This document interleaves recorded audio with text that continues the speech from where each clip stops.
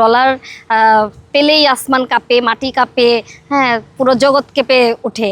আর যখন ডলার বন্ধ হয়ে যায় তখন কাঁপাকাঁপি বন্ধ হয়ে যায়। হ্যাঁ, অ্যাকচুয়ালি ডলার কথা বলে, একটা বেশ্যারও নীতি থাকে, কিন্তু এদের কোনো নীতি নেই। কিন্তু ওনাদের আমার মনে হয় বিবেক কাজ করে না।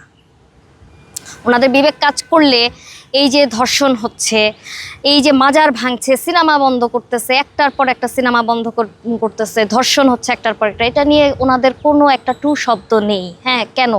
এখন কি আমেরিকা তাদেরকে দেখে না? ডলার পায় না? হ্যাঁ, এবং যেটার জন্য ডলার পায় ঠিক সেটা নিয়েই কিন্তু কথা বলে তারা।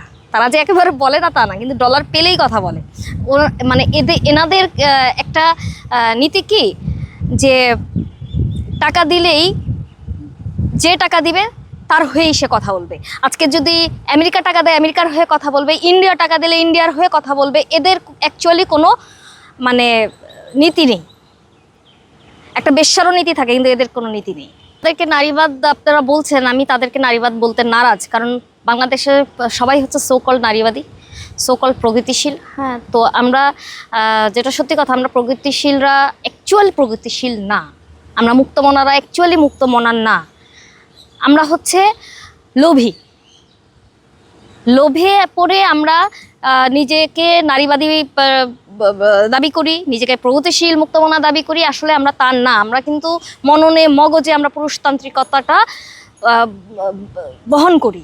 হ্যাঁ, তো জুলাইতে যেসব নারীবাদীরা এবং আমাদের অনেক শিল্পীরাও মাঠে নামছিলেন, তো জানি না তাদের মধ্যে কয়জন ডলার পাইছে আর কয়জন পায় নাই, বা কয়জন পাবে সেই আশাতে মাঠে নামছিলেন।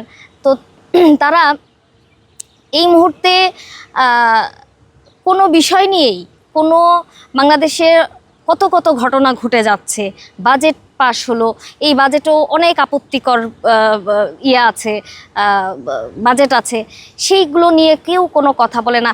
আমরা বাংলাদেশের মানুষ এক পড়ে আছি নারীর পোশাক নিয়ে, নারীর টিপ পরা নিয়ে, তারপরে নারীকে কোথায় কি করলো এসব নিয়েই আমরা পড়ে আছি। কিন্তু বাংলাদেশে এত এত সমস্যা নিয়ে কিন্তু কোনো নারীবাদীরাই কথা বলে না, কোনো প্রগতিশীলরাও কিন্তু কথা বলেন না। হ্যাঁ, তো এদেরকে আমি নারীবাদী বলবো না। আসলে এরা ওই যে বললাম লোভী, লোভে পড়ে এরা নিজেকে নারীবাদীর দাবি করে।